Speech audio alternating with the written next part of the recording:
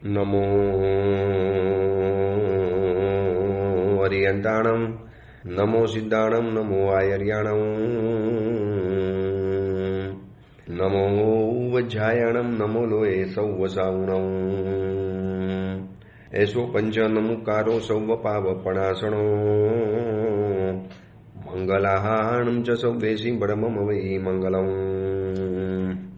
મંગલમ ભગવાન વીરો, મંગલમ ગૌતમ પ્રભુ, મંગલમ સ્થૂલપદ્રાદ્યા, જૈન ધર્મોસ્તુ મંગલમ. પ્રવચનનો વિષય છે ભયને ભયભીત કરનારો એક બળવીર. હરિવિક્રમ ચરિત્ર આજથી આશરે 1000 વર્ષ પૂર્વે બનેલો 4750 શ્લોકો અને 10 વિભાગની અંદરમાં વિભાજિત આ હરિવિક્રમ ચરિત્ર નામનો ગ્રંથ માણસ માત્રને કોઈ પણ એક જાતનો ભય પરેશાન કરતો હોય છે. સૌથી વધુ હોય છે ભવિષ્યનો ભય. આવતીકાલે શું થશે, કેવી રીતે થશે, અજાણી દુનિયાની અંદરમાં જવાનું, અજાણી વ્યક્તિઓની સાથે રહેવાનું, કેવી રીતે આવતીકાલે મારું શું થશે. બસ આ ભવિષ્યનો જે ભય છે એ માણસને વર્તમાનમાં પણ શાંતિથી નથી જીવવા દેતો. ભૂતકાળ તો ચાલી ગયો છે એટલે ભૂતકાળની ચિંતા, ભવિષ્યનો ડર એ બંને જણા ભેગા થઈ વર્તમાનના આનંદને ખતમ કરી નાખે. એક ભૂતકાળની બધી વાતો યાદ આવે, મારી સાથે આવું થયેલું, હવે ભવિષ્યમાં શું થશે, અને આ બધું થઈ અને એની અંતમાં વર્તમાન એવો સેન્ડવિચ બની જાય.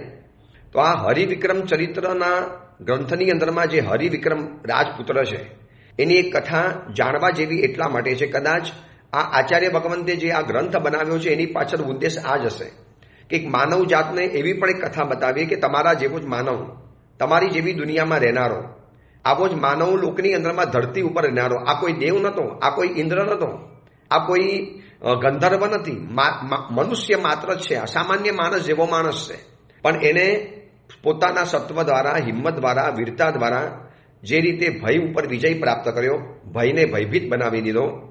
તો આ કથાનું વાંચન, કથાનું શ્રવણ, આ કથા એટલા માટે સાંભળવાની છે કે આવા જીવનના અનેક વિધ ભય આપણને પરેશાન કરે. આમ 7 મહાભય કહેવાય. સપ્ત મહાભય ટાળતો સપ્તમ જીનવર દેવલરના. આનંદગંજી મહારાજે સ્તબનમાં લખ્યું છે, સુપાસનાથ ભગવાનના સ્તબનમાં, કે 7મા પરમાત્મા 7 પ્રકારના ભયને દૂર કરે છે. ઇહલોક ભય, પરલોક ભય, અકસ્માત ભય, આજીવિકા ભય, અપયશ ભય, મરણ ભય, આવા બધા 7 પ્રકારના ભય છે જે માણસને ડગલે પગલે ભયભીત બનાવે. હવે જે ભયભીત હોય છે ને એનો વિશ્વાસ ખતમ થઈ જાય. આત્મવિશ્વાસ ન હોય એટલે પછી કોઈ સારું કાર્ય કરવા તૈયાર ન થાય, અને સારું કાર્ય કરવા તૈયાર નથી એટલે એનું પુણ્ય ઉદયમાં ના આવે. પુરુષાર્થ ન કરે તો પુણ્ય ઉદયની અંદરમાં ના આવે, અને એના કારણે જિંદગી આખી સાવ બેકાર રીતે ચાલી જતી હોય છે. એટલે ભય ઉપર વિજય પ્રાપ્ત કરવા માટે આવી એક કથા આપણને જાણવા માટે કામ લાગશે. કથાને આપણે ત્યાં સુધી જાણી કે હરિવિક્રમ રાતના સમયની અંદરમાં સંગીતનો જે અવાજ સાંભળવાની અંદરમાં આવ્યો, એક દૈવીય સંગીત, એનો જે સૂર સાંભળવાની અંદરમાં આવ્યો, અને એ સાંભળવા માટે નગરમાંથી બહાર નીકળ્યો. નગરમાંથી બહાર નીકળ્યા ત્યારે એમ કે બસ કોઈક વગાડતું હશે, કોઈક ગાતું હશે, પણ એની સાથે સાથે એના પિતાજી પણ એની પાછળ નીકળ્યા. પિતાજી પણ અજીત વિક્રમ રાજા નગરના સુખ દુઃખને જાણવા માટે છુપ્પા વેશે દર વખતે નીકળતા હતા. આજે પણ નીકળ્યા અને એમને દીકરાને જોયો. દીકરાની પાછળ એ પણ ગયા. કિલ્લો ઓરંગ્યો. બંને જણા એ જગ્યાએ પહોંચ્યા કે જ્યાં દેવતાઓએ ગંધર્વ નગર ઉત્પન્ન કરેલું હતું. એટલી અદ્ભુત નગરી, એટલું સરસ મજાનું જિનાલય, અને ગીત સંગીતની અંદરમાં ઓતપ્રોત બની ગયેલા દેવી દેવતાઓ. એટલે હરિવિક્રમ પરમાત્માના દર્શન કર્યા. પહેલું તો જોવા માટે આવ્યો હતો કે આ કોણ છે દેવી દેવતાઓ, પણ જ્યાં પરમાત્માનું જિનાલય જોયું એટલે સૌથી પહેલા તો ભગવાનના દર્શન કરી લીધા. શાવકનું આ જ કર્તવ્ય છે. લગ્ન કરવા માટે જાય, કોકના લગ્ન માટે જાય, બિઝનેસ માટે જાય, બહારગામ ફરવા માટે જાય, કે વિદેશની યાત્રાઓની અંદરમાં જાય. ઘણા તો પરિવારો એવા છે કે સાથે પોતાની સાથે ભગવાન લઈને જતા હોય છે જ્યાં પણ જાય.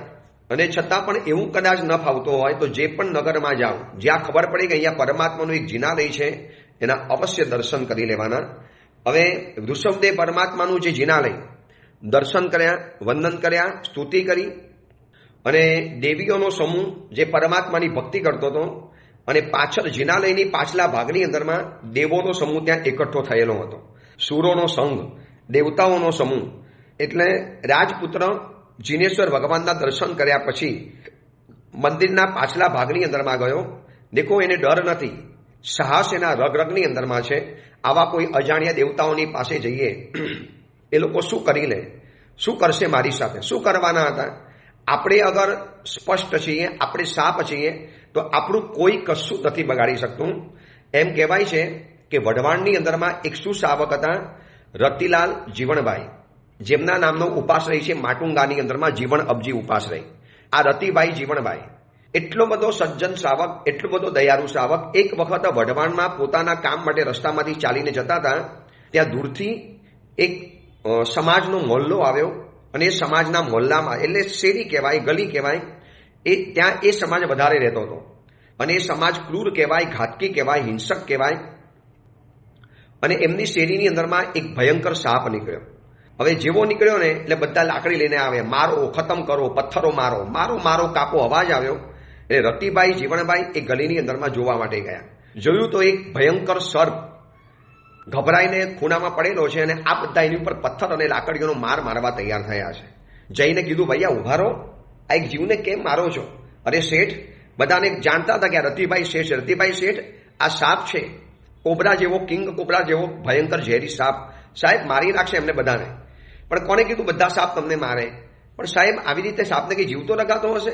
આજે અહીંયા આવ્યો, કોઈને ખાઈ જાય તો, કોઈને કરડી જાય તો કે એક કામ કરો ને, એને સાઈડમાં મૂકી આવો ને. સાહેબ કોણ પકડે આને? કોઈ સાઈડમાં મૂકવા માટે જાય? અને તમને બહુ દયા આવતી હોય તમે લઈ જાઓ, જાઓ સાથે લઈ જાઓ. ત્યાંના વિફરેલા યુવકોએ કીધું કે સાહેબ તમને બહુ દયા આવતી હોય તો લઈ જાઓ ને સાથે. રતિભાઈએ જોયું કે જો મૂકીને જઈશ તો આ લોકો ખતમ જ કરી નાખવાના છે. તમે માની શકશો, ધોતીની આગલી પાટલી ખોલી, જમીન ઉપર પાથરી અને ભયંકર કક્ષાના ઝેરી ગણાતા સાપ ગુસ્સે થયેલો છે, વિફરેલો છે. અને એને એટલી વિનંતી કરી કે સાપરાજ આવી જાઓ અમારા ધોતિયાની અંદરમાં, હું તમને જંગલમાં સહી સલામત મૂકી દઉં. ઓલા યુવાનો હસે છે કે શેઠ આ તમારી ભાષા સમજતો હશે? આ તો એક જ ભાષા સમજે, મારો, ખતમ કરો, લાકડીઓ મારો. શેઠે કીધું કે આવી જાઓ, મારી ધોતીની અંદરમાં આવી જાઓ, હું તમને સહી સલામત જંગલમાં મૂકી દઈશ, વરના તમે અહીંયા મરી જવાના. ક્યાં તમે માનવ વસ્તીની અંદરમાં ભૂલા પડી ગયા?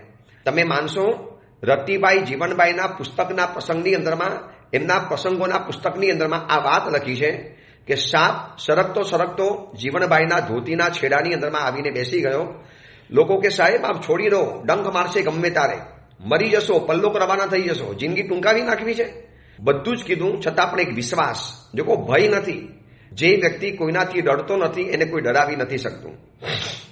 અને રતિભાઈ જંગલની અંદરમાં ગયા, ધોતીનો છેડો ખુલ્લો મૂક્યો, કીધું સરપરાજ નીકળી જાઓ, તમે તમારા જંગલમાં ચાલ્યા જાઓ. તમે જ માનશો, જતી વખતે પણ પાછળ મોઢું કરી જાણે કે ધન્યવાદ આપતો હોય એની ભાષાની અંદરમાં, એમ કરીને સાપ જંગલની અંદરમાં અલોપ થઈ ગયો.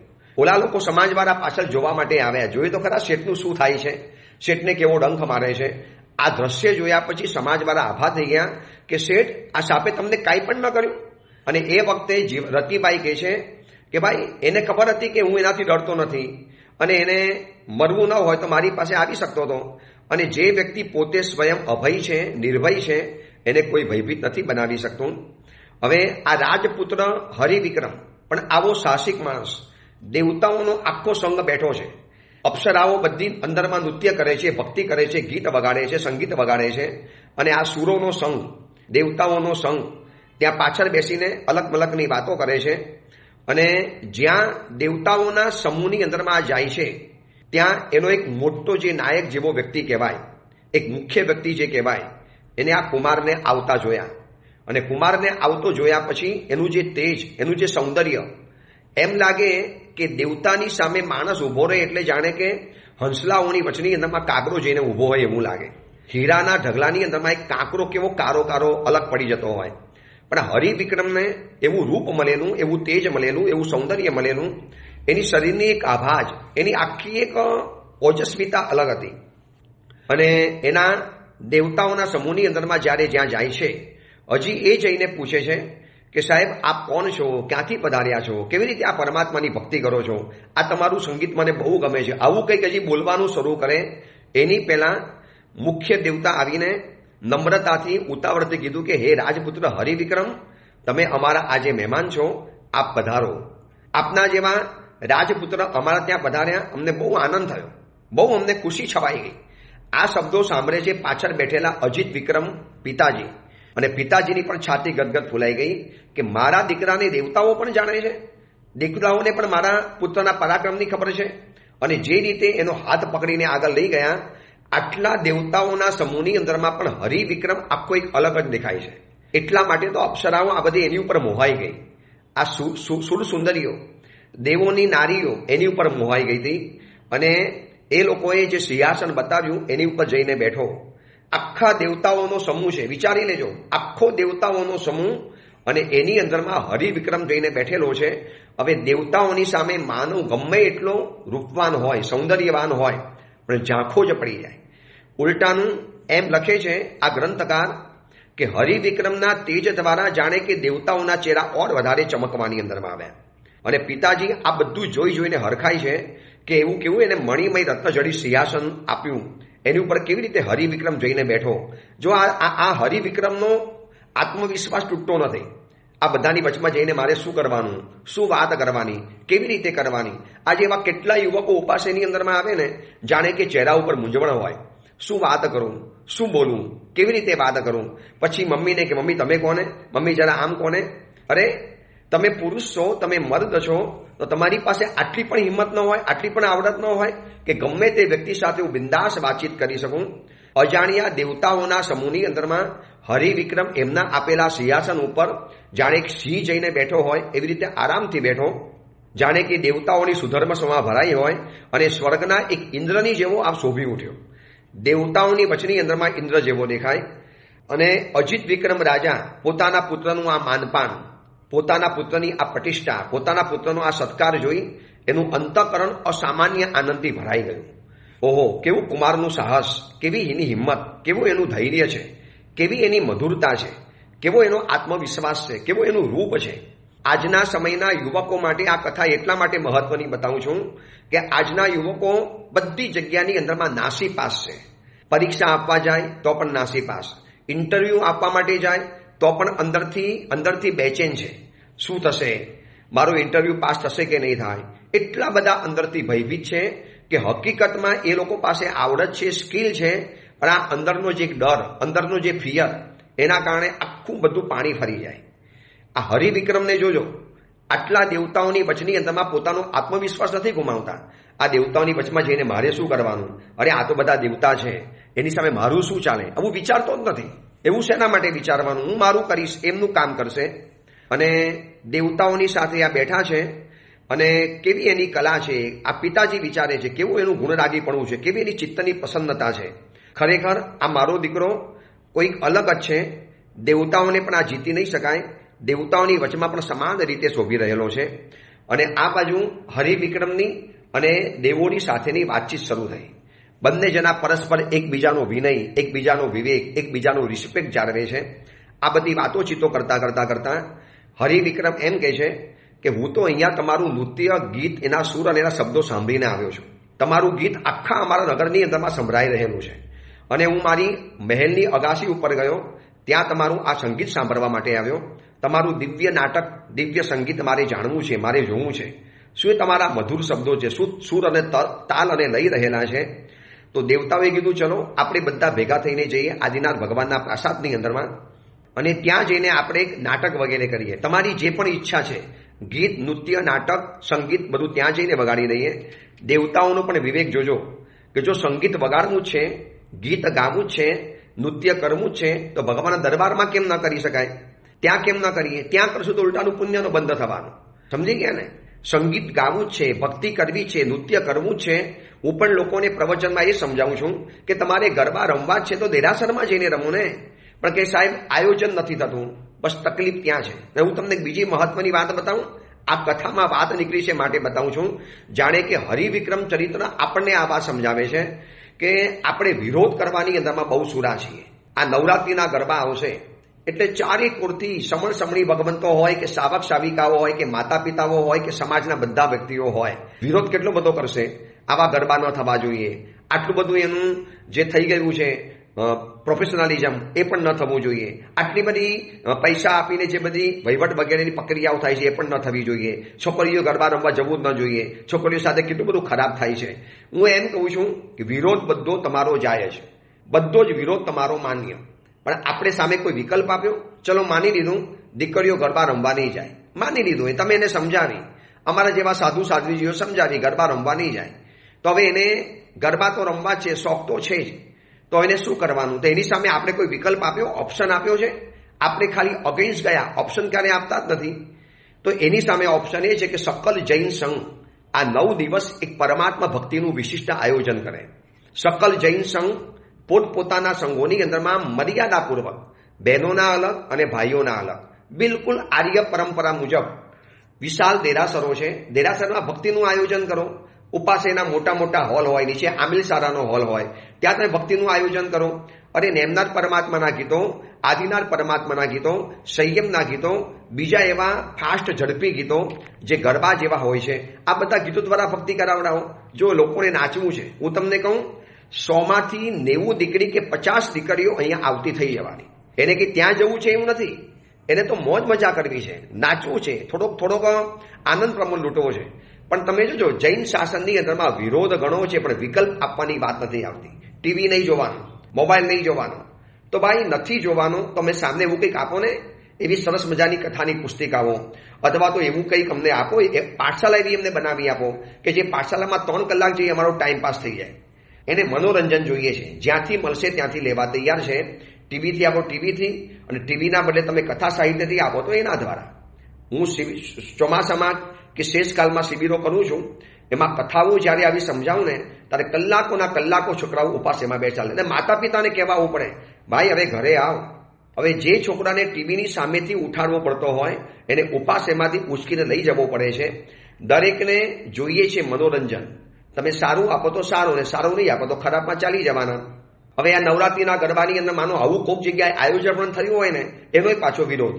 આવા ગરબાનું આયોજન ન કરાય, આવી રીતે ન કરી શકાય. અરે ભાઈ, સંઘ ગોઠવે છે, જૈન દીકરા દીકરીઓ માટે ગોઠવે છે, જૈન પદ્ધતિ મુજબ ગોઠવે છે, એની મર્યાદાપૂર્વક ગોઠવે છે, તોય તમારો વિરોધ છે. તમારે ત્યાં ગરબા નથી રમવા દેવા, અહીંયા ગરબા નથી રમવા દેવા, અને તમે કોઈ ચૂપચાપ ઘરમાં બેસી રહો. કઈ દીકરો દીકરી ઘરમાં બેસી રહેવાના? એને જવું છે, મજા કરવી છે, એને જિંદગીનો લાવો લૂંટવો છે. એની આજુબાજુમાં બધા જ જાય છે અને એ નહીં જાય. એવા કંઈ વૈરાગી નથી કે એવા કંઈ અધ્યાત્મના પંથના પથિક નથી કે આ બધું છોડી દે. એટલે આ બાબતનો વિચાર કરવા જેવો છે. દેવતાઓએ શું કીધું ખબર હરિવિક્રમને? કે અગર તમારે અમારું નાટક, સંગીત અને ગીત જોવું છે, તમે એના માટે જ આવ્યા છો, ચલો ને આપણે ભગવાનની સમક્ષ જ કેમ ન કરીએ? ભગવાનની પણ ભક્તિ થઈ જશે. પ્રસ્તાવ બધાને ગમ્યો. અપ્સરાઓ તો મંદિરમાં હતી જ, સાથે દેવતાઓનું આખું વૃંદ આવી ગયું. અને પછી જે ભક્તિ, નૃત્ય અને જે ગીત શરૂ કરેલા છે, હરિવિક્રમ પોતે પણ નૃત્ય કરે છે. જૂના કાળની અંદરમાં આ બધી જ કલાઓ, આ બધું જ એને આપવામાં આવતું હતું. પછી હરિવિક્રમે પણ નૃત્ય કર્યું, દેવતાઓએ પણ નૃત્ય કર્યું, ગંધર્વ સ્ત્રીઓએ પણ નૃત્ય કર્યું, સુરસુંદરીઓએ પણ નૃત્ય કર્યું. કલાકોના કલાકો નીકળી ગયા. અજીત વિક્રમ રાજા છુપ્પા વિશે આ બધું જોયા કરે છે. દેવતાઓનો ઠાઠમાઠ, એની સાથે કુમારની પણ નૃત્ય કલા, કુમારની પણ સંગીત કલા. અપ્સરાઓ, સુરસુંદરીઓ, દેવતાઓ બધા આફરીન પોકારી ગયા. અને સૌથી પહેલા શરૂઆત કરી હરિવિક્રમે. જોજો આ છે ને ઔચિત્ય કેવું હોય છે. દેરાસરમાં પૂજા કરવા ગયા અને કોઈક નાનકડો દીકરો સરસ મજાનું સ્તવન ગાય છે, કોઈ છોકરો અષ્ટપ્રકારી સરસ મજાની પરમાત્માની પૂજા કરે છે. શું તમે એને ક્યારે કીધું બેટા આવી સરસ પૂજા કરે છે, એટલે આ 100 રૂપિયા ગિફ્ટ? આ દેવતાઓની આવી ભક્તિ, દેવતાઓનું આવું નૃત્ય આ જોયા પછી હરિવિક્રમે પોતાના ઘરાની અંદરમાંથી વિશ્વભૂષણ નામનો હાર, એને જે હાર પહેરેલો, સોના અને ડાયમંડથી જરેલો અને મણી માણેક મોતીઓથી ભરેલો હાર, જેને વિશ્વભૂષણ હાર હતો, એ સીધો જ એને દેવતાઓના ગળામાં પહેરાવી દીધો. કે સાહેબ, શું તમે પરમાત્માની ભક્તિ કરી? શું તમે મને સંગીત સંભળાવ્યું છે? તમારું આ સંગીત સાંભળવા માટે હું આવેલો. આવા તમારા તાલ અને નૃત્ય જોઈ આફરીન પોકારી ગયો છું. બસ આટલી મારી ભેટ સ્વીકારજો. અને કુમારનું આ વર્તન જોયું, કોને આનંદ ન થાય? આવું ઔચિત્ય જોઈને કોને આનંદ ન થાય? દેવતાઓ કહે છે કે આનું રૂપ દેવ જેવું છે, આનું ઐશ્વર્ય કોઈ ઇન્દ્ર જેવું છે. આને માણસ તરીકે પણ કોઈ ઓળખી ન શકે. દેવતાઓની સાથે દેવતા જેવો છે. ખરેખર આ માણસની ગુણવત્તા અદ્ભુત છે. આ માણસની ખરેખર તાકાત અદ્ભુત રહેલી છે. અને જૂના કાળની અંદરમાં છે ને નૃત્ય ભક્તિનો પણ બહુ મોટો એક અવસર ગણાતો હતો. દેરાસરમાં તમને ખબર છે ને, મૈણા સુધીના જીવનમાં પણ આવે છે કે કેટલીક જે સ્ત્રીઓ, રાજકુંવરીઓ શ્રીપાલ સાથે જોડાઈ છે, એ બધી જ મેં પરમાત્માના જિનાલયમાં ભક્તિ કરતી હતી. ચલો, રાવણ અને મંદોદરી અષ્ટાપર પર્વત ઉપર ગયા હતા. ત્યાં પણ એ લોકોએ નૃત્ય અને ભક્તિ કરી હતી. જૂના સમયમાં ખાલી આવી પૂજા નથી કે પૂજા કરી આવવાની અને સાથીઓ કરી દેવાનું, 3 ખમાસને આપી નીકળી જવાનું. જૂના સમયમાં નૃત્ય ભક્તિનું બહુ મહત્વ હતું અને ભગવાન સામે તમે નાચો. રાવણ આ નાસ્તા નાસ્તા તીર્થંકર પદવીને પ્રાપ્ત કરી દીધી છે. અષ્ટાપર પર્વત ઉપર નાસ્તા નાસ્તા રાવણે તીર્થંકર પદ નિકાચિત કર્યું છે. કરે મંદોદરી રાણી નાટક રાવણ તંત બજાવે, માદલ વીણા તાર તંબુરો પગરવ થમ થમકાવે. સજ્જાઈ આવે છે આખી. તીર્થંકર નામકર્મ નિકાચિત કરી આપે એવી નૃત્ય ભક્તિ લગભગ વર્તમાન સમયની અંદરમાં ભૂલાતી ચાલી છે. ક્યારે થાય? ભાવના હોય, કોઈ વિશિષ્ટ પ્રસંગ હોય ત્યારે એવા સમયની અંદરમાં યુવકો નૃત્ય કરતા હોય છે. પણ સ્ત્રીઓને તો કોઈ ચાન્સ જ નથી મળતો. તો એના માટે આવું એક સ્પેશિયલ આયોજન થાય જેમાં એને પોતાની કલા બતાવવાનું મન થાય અને એને બીજી જગ્યાની અંદરમાં જવાનું પણ મન ન થાય. તો જૂના સમયમાં નૃત્ય ભક્તિ પણ એક સ્પેશિયલ પરમાત્માની ભક્તિ ગણાતી હતી.